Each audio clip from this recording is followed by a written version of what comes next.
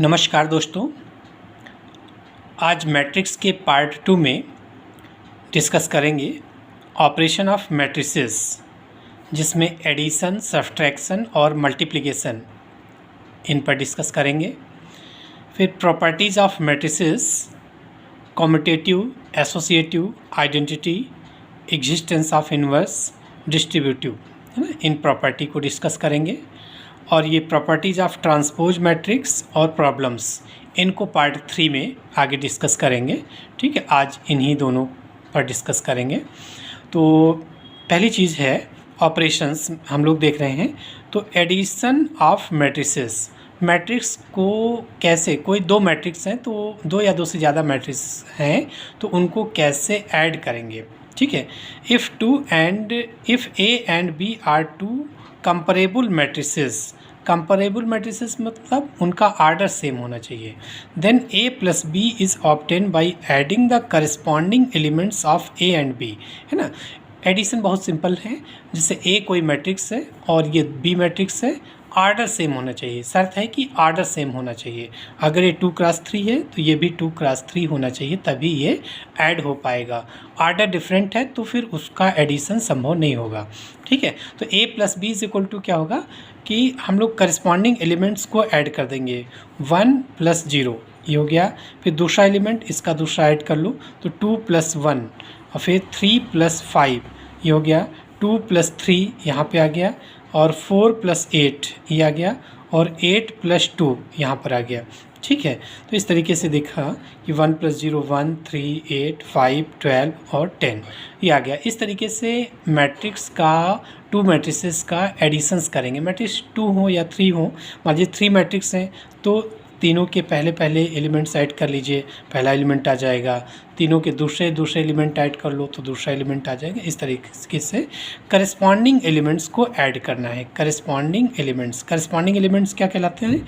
जैसे इसका A11 element है, इसका B11, ये दोनों एलिमेंट करस्पॉन्डिंग एलिमेंट्स कहलाते हैं। पहली रो का पहला एलिमेंट, इस मैट्रिक्स का पहली रो का पहला एलिमेंट, ये करस्पॉन्डिंग एलिमेंट्स कहलाते हैं।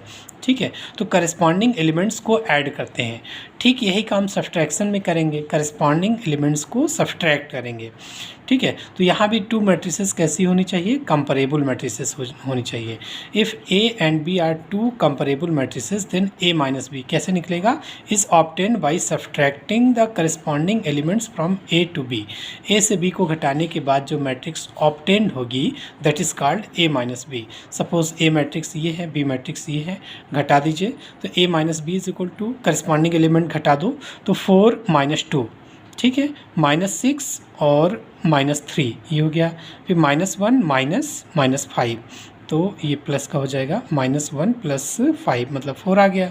ठीक है, इसी तरीके 2 - -9, फिर 1 - 6 और 0 - -3।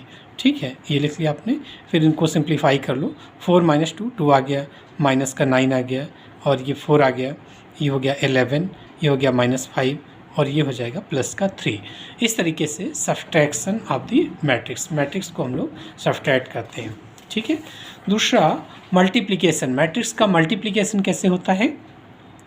Multiplication, if A and B are two matrices such that number of column in A is same as the number of row in B, then the matrices A and B are compatible or conformable for the product AB। AB product के लिए ये ज़रूरी है कि A matrix का, AB के लिए बता रहे हैं, A मैट्रिक्स का कॉलम और बी मैट्रिक्स के रो के अगर बराबर हैं तभी उसको मल्टीप्लाई कर पाएंगे।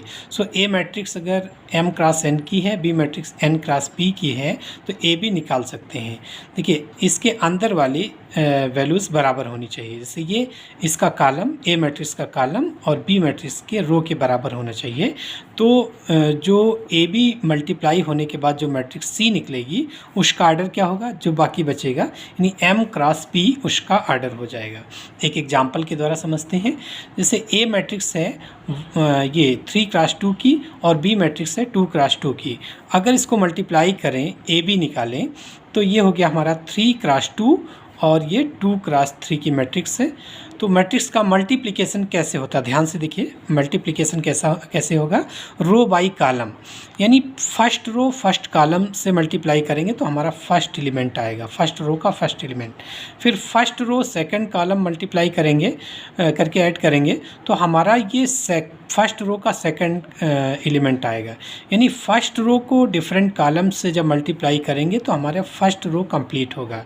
फिर सेकंड रो से डिफरेंट कॉलम्स को मल्टीप्लाई करेंगे तो हमारी सेकंड रो कंप्लीट होगी, और थर्ड रो से डिफरेंट कॉलम्स को मल्टीप्लाई करेंगे तो हमारी थर्ड रो कंप्लीट हो जाएगी।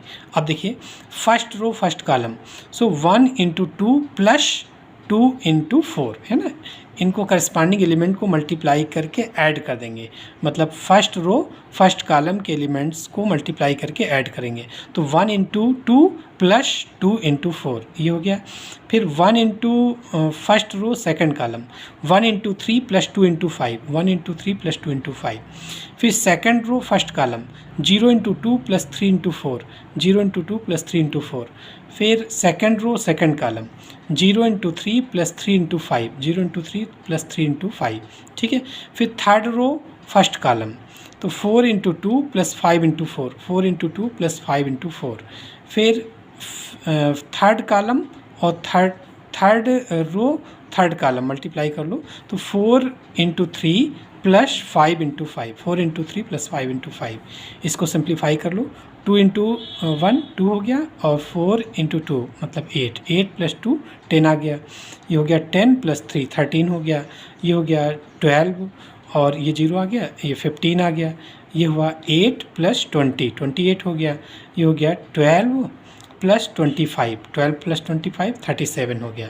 ये किस ऑर्डर की मैट्रिक्स हो गई, 3 × 2 की। देखिए अंदर वाले दोनों सेम हैं तो मल्टीप्लाई पॉसिबल है ए बी का, तो अब इसका जो मल्टीप्लाई करने के बाद ऑर्डर होगा वो 3 × 2 का होगा, बाकी जो बचेगा 3 × 2 का ये जो मैट्रिक्स मल्टीप्लाई होने के बाद जो मैट्रिक्स आएगी वो भी एक मैट्रिक्स होगी, उसका ऑर्डर होगा 3 × 2, ठीक है। और इसी का अगर हम बी ए निकालना चाहें तो क्या हो पाएगा, बी ए = बी, देखिए 2 × 2 की है और ए मैट्रिक्स 3 × 2 की है, तो देखिए ये दोनों सेम नहीं है।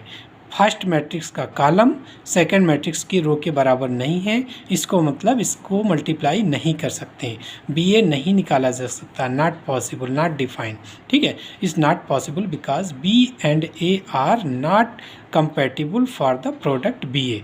बी ए के लिए बी और ए या ए और बी कंपैटिबल नहीं है। कंपैटिबल क्या होता है कि यानी उसको प्रोडक्ट करने के लिए जो ऑर्डर चाहिए हमको ए और बी का, अगर ऐसा है तो उसको कंपैटिबल मैट्रिक्स या कन्फॉर्मेबल मैट्रिक्स बोल देते हैं। फिर ए और बी को कन्फॉर्मेबल मैट्रिक्स बोलेंगे अगर वो सुइटेबल ऑर्डर का है तो, ठीक है।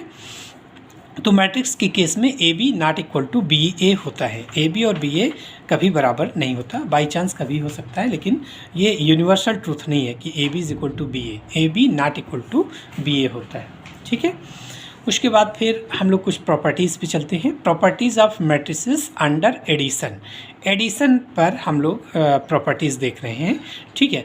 तो 4-5 प्रॉपर्टीज़ जो आप प्रीवियस क्लासेस में भी पढ़े होंगे। कॉम्यूटेटिव प्रॉपर्टी पढ़ा है पहले कभी आपने, associative property, existence of identity, existence of inverse और डिस्ट्रीब्यूटिव प्रॉपर्टी, है ना। ये आपको कुछ प्रीवियस ईयर में भी आपने पढ़ा होगा ये प्रॉपर्टीज़, लेकिन वहाँ पर इंटीजर्स के लिए पढ़ा होगा या रेशनल नंबर्स के लिए पढ़ा होगा। यहाँ पर हम मैट्रिक्स की बात करेंगे, ठीक है। तो कॉम्यूटेटिव प्रॉपर्टी के लिए क्या है कि अगर a + b = b + a, ए और बी क्या है, सेम ऑर्डर की मैट्रिसेस हैं। देखिए आपको पता है कि एडिशन या सब्सट्रैक्शन सेम ऑर्डर की मैट्रिक्स पे ही हो पाएगा। अगर सेम ऑर्डर की मैट्रिक्स नहीं है तो हम उसको ऐड या सब्सट्रैक्ट नहीं कर पाएंगे, ठीक है। तो ए और बी अगर सेम ऑर्डर की मैट्रिसेस हैं तो a + b = b + a लिख सकते हैं, ठीक है। ये होल्ड होता है, कम्यूटेटिव प्रॉपर्टी होल्ड होती है, ठीक है। एसोसिएटिव प्रॉपर्टी में क्या है कि b + c पहले ऐड करें और जो भी आए उसमें a ऐड कर दें, या फिर हम a और b ऐड करें और जो भी आए उसमें हम मैट्रिक्स c ऐड कर दें, ये दोनों बराबर निकलेगा, है ना। कोई भी मैट्रिक्स लेके हम लोग देख सकते हैं, चेक कर सकते हैं। तो एसोसिएटिव प्रॉपर्टी भी होल्ड होती है किसके केस में, एडिशन के केस में। यहाँ हम प्लस लगा रहे हैं, ठीक है। Existence of additive identity, existence of additive identity. इसमें क्या होता है कि कोई ऐसी मैट्रिक्स एग्जिस्ट कर रही हो जिसको किसी भी मैट्रिक्स में ऐड करने पर कोई फ़र्क ना पड़े, मतलब मैट्रिक्स स्वयं रहे, ठीक है। तो वो जो नंबर होगा उसको हम लोग आइडेंटिटी, एडिटिव आइडेंटिटी बोलेंगे, ठीक है। जैसे तो ए प्लस एडिटिव आइडेंटिटी हमेशा नल मैट्रिक्स होती है, तो A plus null matrix 0, null matrix O से डिनोट करते हैं, तो ए प्लस 0 या O this equal to A this equal to O plus A, ठीक है। तो यहाँ पर ओ जो है वो एडिटिव आइडेंटिटी कहलाता है। If A B any matrix then there exist a null matrix A, लेकिन ए नल मैट्रिक्स ओ का ऑर्डर वही होना चाहिए जो ए का है, of the order A, such that A plus O is equal to A this equal to O plus A. तो यहाँ ओ जो है नल मैट्रिक्स है, इसको हम लोग एडिटिव आइडेंटिटी बोलते हैं, ठीक है। तो एडिटिव आइडेंटिटी यहाँ एग्जिस्ट करता है एडिशन के केस में। अगर एडिटिव आइडेंटिटी है तो फिर इन्वर्स भी हम लोग चेक कर सकते हैं, ठीक है। तो existence of additive inverse, if A is any matrix then there exist a matrix B of the same order, जो ए ऑर्डर का है वही मैट्रिक्स, अगर उसी ऑर्डर की कोई मैट्रिक्स बी एग्जिस्ट करती है इस तरीके से कि ए प्लस बी अगर 0 आ जाए या बी प्लस ए करें वो भी नल मैट्रिक्स हो जाए, 0 हो जाए, नल मैट्रिक्स हो जाए, तो हम लोग यहाँ पर बी को ए का एडिटिव इन्वर्स बोलेंगे या ए को बी का एडिटिव इन्वर्स बोलेंगे, ठीक है ना। तो यहाँ पर b is equal to minus A is called the additive inverse of A, ठीक है। तो एडिटिव इन्वर्स भी एग्जिस्ट करता है, किसी भी मैट्रिक्स का एडिटिव इन्वर्स भी एग्जिस्ट करता है। डिस्ट्रीब्यूटिव प्रॉपर्टी क्या है कि if k is any scalar number then k into A plus B is equal to K A plus K B, distribute हो जाता है तो डिस्ट्रीब्यूटिव लॉ भी होल्ड करता है, ठीक है। अब properties of matrices under subtraction, subtraction के केस में देखते हैं। यहाँ पर देखिए एडिशन के केस में लिया था तो यहाँ ये हर जगह प्लस था, अब हम लोग सब्सट्रैक्शन के केस में ले रहे हैं तो हर जगह माइनस होगा। तो देखते हैं कि कौन कौन सा होल्ड करता है, कौन कौन सा रूल होल्ड करता है, ठीक है। तो if A B C are matrices of the same order, same order की हमने मैट्रिसेस कंसीडर कर लिया A B C, then commutative property क्या कहती है, उसमें था एडिशन में था कि A plus B is equal to B plus A hold करता था, लेकिन सब्सट्रैक्शन के केस में प्लस की जगह माइनस लगाना है तो A minus B not equal to B minus A, है ना। ए माइनस बी और बी माइनस ए निकालेंगे तो कभी बराबर नहीं आएगा, माइनस का फ़र्क आएगा, ठीक है। तो not equal to A minus B not equal to B minus A नहीं होल्ड करता, कॉम्यूटेटिव प्रॉपर्टी नहीं होल्ड होती है, ठीक है। Associative property A minus B minus C not equal to A minus B minus C, ठीक है। इसमें क्या है कि ए माइनस बी कर लें, जो भी आए उससे फिर सी माइनस कर दें, और इसमें देखिए ए से हम अगर इसको ब्रैकेट खोल दें तो ए माइनस बी और प्लस का सी हो जाएगा, यानी ए माइनस बी और जो भी आएगा उसमें सी प्लस करेंगे, जबकि इधर क्या कर रहे हैं कि ए माइनस बी जो भी आएगा सी माइनस कर रहे हैं, तो जाहिर सी बात है दोनों अलग अलग आ जाएगा। इसका मतलब एसोसिएटिव प्रॉपर्टी भी सब्सट्रैक्शन के केस में होल्ड नहीं करती है। एग्जिस्टेंस ऑफ सब्सट्रैक्टिव आइडेंटिटी, देखते हैं कोई ऐसा मैट्रिक्स मिल जाए जो किसी मैट्रिक्स में सब्सट्रैक्ट करने पे कोई फ़र्क ना पड़े, वो मैट्रिक्स खुद आ जाए, ठीक है। तो ऐसा कुछ होता है, तो देखते हैं ए मान लीजिए हम 0 को सब्सट्रैक्ट करेंगे तो A minus 0, 0 means null matrix, A minus null matrix equal to A, ये तो सही है, हो जाएगा।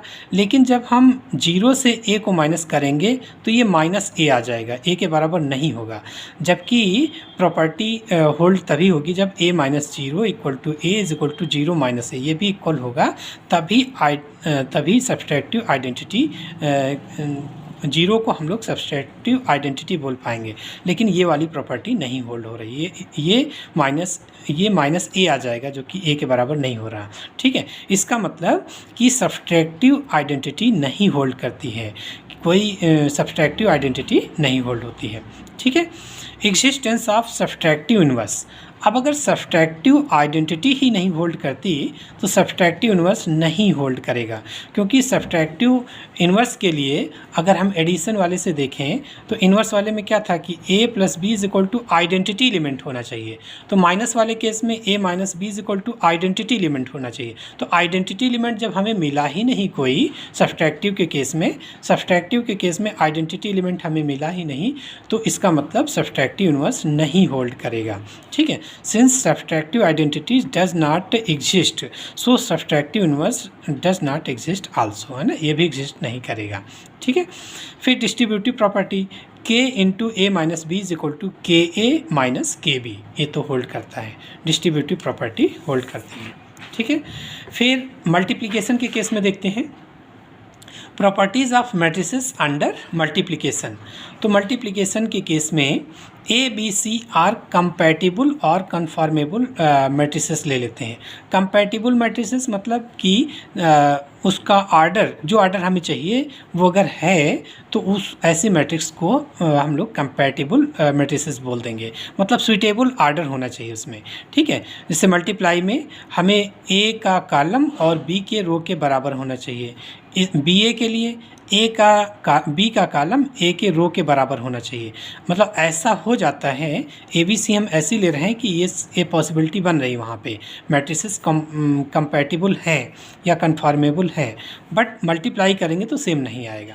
ठीक है, तो कॉम्यूटेटिव प्रॉपर्टी क्या होती है कि A B is equal to B A होना चाहिए, लेकिन A B is not equal to B A होता है। पीछे मल्टीप्लिकेशन में भी हमने देखा था कि ए बी निकल आया था बट बी ए संभव ही नहीं था। ठीक है, या स्क्वायर मैट्रिक्स से मान लीजिए तो बी ए संभव होगा, लेकिन कैलकुलेट करेंगे तो अलग आ जाएगा। ठीक है, तो कम्यूटेटिव प्रॉपर्टी ऑलवेज होल्ड नहीं करती है। एसोसिएटिव प्रॉपर्टी होल्ड करेगी। ए इंटू बी इंटू सी, ब्रैकेट बी सी में है, इधर ब्रैकेट ए बी में हो गया, मतलब कि पहले हम बी सी निकालेंगे, जो आएगा उसको ए से प्री मल्टीप्लाई कर देंगे, और इसमें ए बी निकालेंगे, जो भी आएगा सी से पोस्ट मल्टीप्लाई कर देंगे, वैल्यू दोनों की सेम आ जाएगी, यानी एसोसिएटिव प्रॉपर्टी होल्ड होती है। एग्जिस्टेंस ऑफ आइडेंटिटी एलिमेंट भी मल्टीप्लिकेशन में एग्जिस्ट करता है। If A B any matrix of order m cross n, मान लीजिए m क्रॉस n की कोई मैट्रिक्स A है, then there exist im and in such that, है ना, इनकी आइडेंटिटी मैट्रिक्स हैं in और im और in आइडेंटिटी मैट्रिक्स हैं। तो a into in is equal to a is equal to im into a। देखिए, तो a जो है m क्रॉस n की मैट्रिक्स है, m क्रॉस n की मैट्रिक्स है a। ठीक है, तो क्या होगा कि a इंटू in का ऑर्डर क्या होगा, a इंटू in का ऑर्डर, a कितने ऑर्डर की है, m क्रॉस n की, और i जो है वो n क्रॉस n की है। ठीक है, तो n बराबर है, इसका मतलब पॉसिबल है, तो a इंटू आई का मान a हो जाएगा, और इसका ऑर्डर हो जाएगा m into n, m into n। ठीक है, तो a इंटू in का ऑर्डर m क्रॉस n होगा, और a का ऑर्डर तो m क्रॉस n आपने माना ही है। ठीक है, और im भी उसी तरीके कैलकुलेट करेंगे तो ये भी m क्रॉस n का ऑर्डर होगा, ये तीनों का ऑर्डर सेम है। ठीक है, तो यहाँ पे I को हम लोग मल्टीप्लिकेटिव आइडेंटिटी बोलेंगे। ठीक है, I is the multiplicative identity matrix of the given matrix. ठीक है, एग्जिस्टेंस ऑफ इन्वर्स, आइडेंटिटी अगर एग्जिस्ट करती है तो इन्वर्स के चांसेस हैं, इन्वर्स भी एग्जिस्ट कर सकता है। तो इन्वर्स के लिए if A is any non singular matrix मतलब determinant A not equal to 0, तो नॉन सिंगुलर मैट्रिक्स हो जाएगा। Then there exist a matrix B such that A B is equal to I, अगर दोनों का प्रोडक्ट आई के बराबर हो जाए, और this equal to B A, ये भी होना चाहिए, A B is equal to I equal to B A, ये तीनों चीज़ें होनी चाहिए। ठीक है, ये तीनों बराबर होनी चाहिए, तो हम लोग बी को ए इन्वर्स लिख सकते हैं, is the inverse of the matrix A. तो ये बी को ए का इन्वर्स बोलेंगे। ठीक है, तो डिस्ट्रीब्यूटिव प्रॉपर्टी क्या है, डिस्ट्रीब्यूटिव प्रॉपर्टी है a into B plus C is equal to A B plus A C, ऐसा लिख सकते हैं, where A B C are suitable matrices मतलब जो ऑर्डर चाहिए मल्टीप्लिकेशन के लिए वो यहाँ पे हैं। ठीक है, अब अगर इसको हम लोग समराइज़ करके देखें तो क्या होता है, प्रॉपर्टीज़ और अंडर एडिशन, अंडर सब्ट्रैक्शन और अंडर मल्टीप्लिकेशन। कॉम्यूटेटिव क्या है, कॉम्यूटेटिव एडिशन के लिए होल्ड करता है, एसोसिएटिव भी एसोसिएटिव एडिशन के लिए होल्ड करता है, एग्जिस्टेंस ऑफ आइडेंटिटी होल्ड करता है, एग्जिस्टेंस ऑफ इन्वर्स होल्ड करता है और डिस्ट्रीब्यूटिव लॉ भी होल्ड करता है। एग्जिस्टेंस ऑफ आइडेंटिटी क्या होता है, यानी जीरो नल मैट्रिक्स को अंडर एडिशन के केस में नल मैट्रिक्स को आइडेंटिटी मैट्रिक्स बोलते हैं, आइडेंटिटी मैट्रिक्स बोलते हैं नल मैट्रिक्स को, ठीक है। सब्ट्रैक्शन के केस में कम्यूटेटिव नहीं होता है, एसोसिएटिव भी नहीं होता, एग्जिस्टेंस ऑफ आइडेंटिटी पीछे आप देख चुके हो, एग्जिस्टेंस ऑफ आइडेंटिटी क्योंकि आइडेंटिटी एलिमेंट भी एग्जिस्ट नहीं करता, जब आइडेंटिटी नहीं करेगा तो इन्वर्स भी नहीं करेगा, ये भी नहीं होता है, और बट डिस्ट्रीब्यूटिव लॉ होल्ड करता है सब्ट्रैक्शन के केस में, ठीक है। मल्टीप्लिकेशन के केस में कम्यूटेटिव नहीं होता, A B not equal to B A है, ठीक है, बट एसोसिएटिव होल्ड करता है, पीछे देख चुके हो, ठीक है। Existence of identity, identity element exist करता है, मल्टीप्लिकेटिव आइडेंटिटी क्या होता है, आई, ठीक है। और एग्जिस्टेंस ऑफ इन्वर्स होल्ड करता है, लेकिन शर्त है कि वो मैट्रिक्स नॉन सिंगुलर होनी चाहिए, जो जिस मैट्रिक्स का इन्वर्स निकाल रहे हैं वो मैट्रिक्स नॉन सिंगुलर होनी चाहिए, तो वो उसका इन्वर्स निकल आएगा। और डिस्ट्रीब्यूटिव लॉ होल्ड करता है, ठीक है। तो इस आज के लेक्चर में इतना ही रखते हैं, नेक्स्ट लेक्चर में आगे इन पर हम लोग क्वेश्चंस डिस्कस करेंगे। धन्यवाद।